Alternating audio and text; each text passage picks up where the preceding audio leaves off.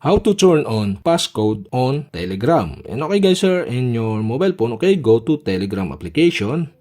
And okay guys sir, in Telegram homepage, okay, go to setting on the lower right side on your screen, okay, tap this. Here in settings, okay, go to privacy and security. Okay, you can tap the privacy and security. Here in privacy and security, you can see the passcode and face ID. So the passcode and face ID is off. So in this tutorial, I'll show you how to create or turn on the passcode on Telegram. So okay, you'll have to do is tap this. And now you can see here the turn passcode on. So you can tap this and create or enter a passcode. So okay, for my example, 1, 2, 3, 4, 5, 6. And okay, you have to re-enter your new passcode. Okay, 1, 2, 3, 4, 5, 6. And that's it. Okay, we have successfully create a passcode on Telegram. And okay guys, if you have a question, kindly comment below. And don't forget to hit the subscribe button and the bell to notify you if I have new video. Okay, thanks for watching.